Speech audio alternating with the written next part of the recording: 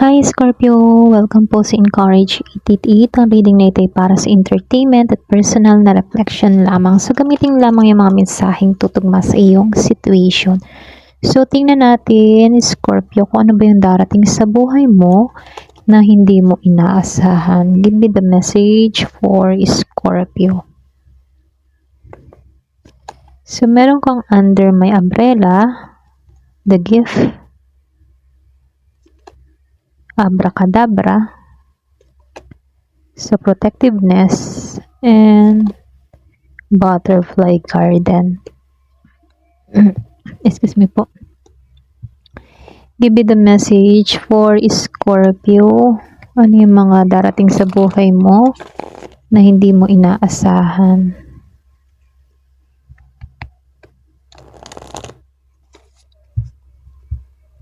Give me the message for Scorpio.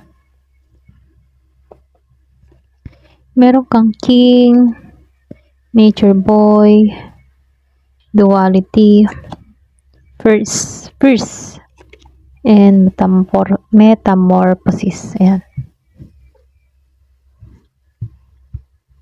Give me the message for Scorpio. Ano yung darating sa buhay mo na hindi mo inaasahan? Give me the message for Scorpio.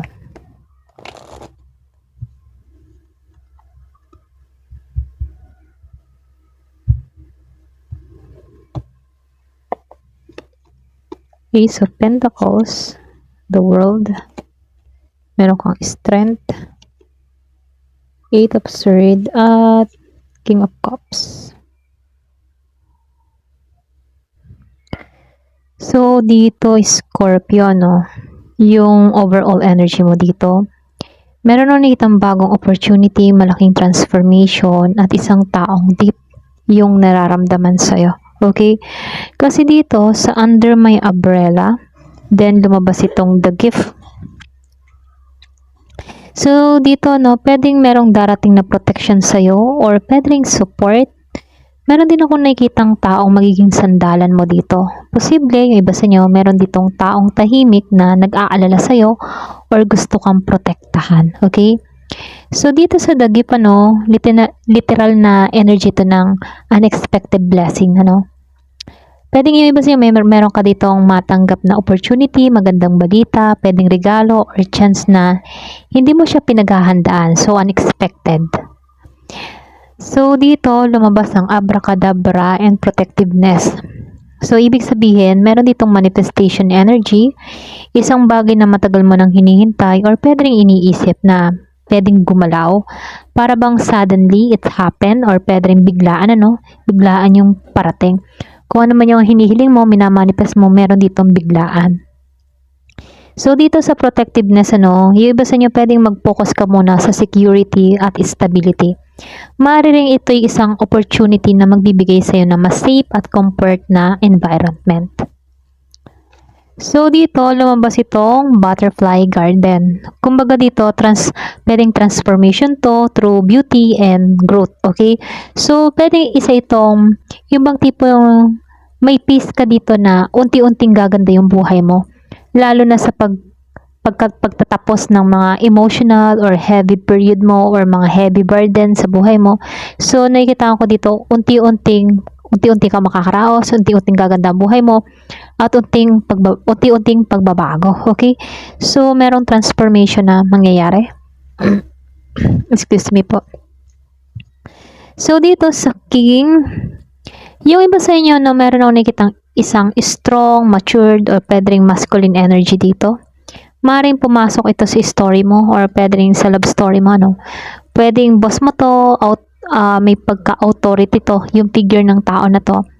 Good provider, romantic din yung interest ng taong ito sa'yo, okay? So, yung iba naman sa inyo, pwedeng meron ditong mukhang taong simple, grounded, natural, at hindi masyadong showy. Maaaring ikaw mismo ang bumabalik sa pwedeng mas peaceful na lifestyle, ano, para bang mas pipiliin mo yung simpleng pamumuhay lang. Okay?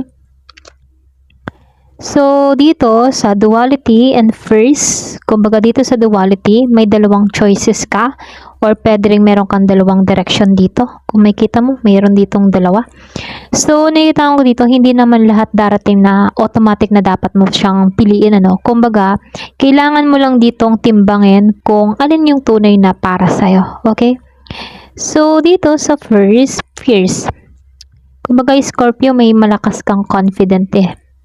Hindi ka basta papayag na talagang bare minimum ka, no? Mas magiging kang firm sa mga boundaries mo, sa paniniwala mo, at sa kung saan yung pinaninindigan mo. Okay? So, dito, metamorphosis. Kumbaga, ito yung malaking team reading, ano, para bang major transformation kasabay nitong butterfly garden, ano? So, ibig sabihin, may lumang version sa buhay mo na pwedeng unti-unti mo nang iiwan at handa ka na sa panibagong chapter. Kumbaga, handa ka na talaga sa transformation. Okay? So, dito, no, lumabas si Ace of Pentacles. Kumbaga, isa itong konkreto, bagong simula, pero alam mo yun, para bang good sign to, no? Pwedeng magandang simula para sa pera, sa trabaho, business, project, mga opportunity, or pwede rin mga material blessing na hindi mo inaasahan, ano. Very strong card ito para sa bagong opportunity, lalo-lalo na sa usaping pera. Okay? So, dito sa The World, ano, ito yung completion, success. May isang cycle na matatapos at meron ditong bagong level na papasukin ka para ba magle-level up ka. Pwede ring connection sa ibang lugar, online, or pwede ring world travel, ano, yung iba sa inyo.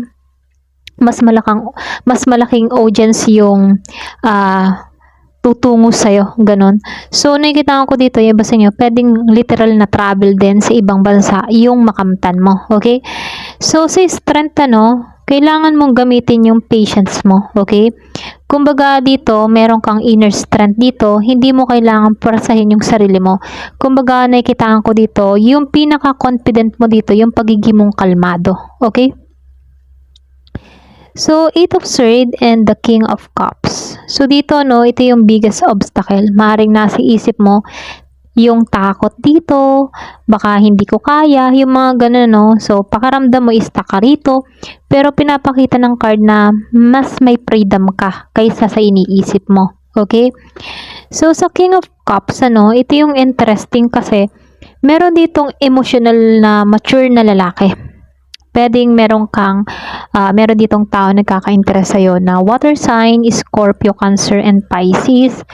So, nakikitaan ko dito, emotional siya, may pagka-masculine energy siya, maaaring may feelings to, pero hindi namang agad nagpapakita, no? Very control siya, very composed, at hindi impulsive yung energy ng taong ito. Okay? Parang itong si King, then King of Cups.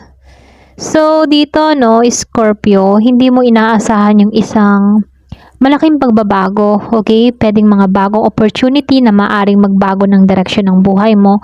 So, kasabay ng pagpasok ng isang mature na lalaki at emotional deep siya dito na tao, no?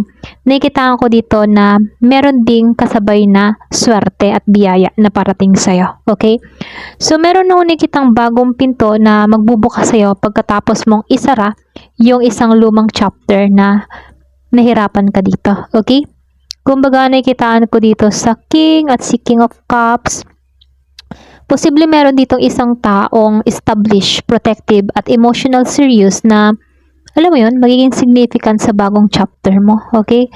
Ayan. So, nakikitaan ko dito, yung iba sa inyo, ito lang ang pinakabantayan mo. Huwag mong i-reject yung blessing dahil lang sa takot, okay, na magsimulang uli. Ganon. So, dito, kailangan mo lang ditong lakas ng loob. Kasi, hindi mo inaakala, pero malaya ka sa mga alalahanin na pumapasok sa isipan mo. Okay? Kumbaga, kailangan mo lang dito maging positive mindset. Ganon. Ayun. Ito lang nakikita ko. Ayan. Thank you for watching. Love and peace.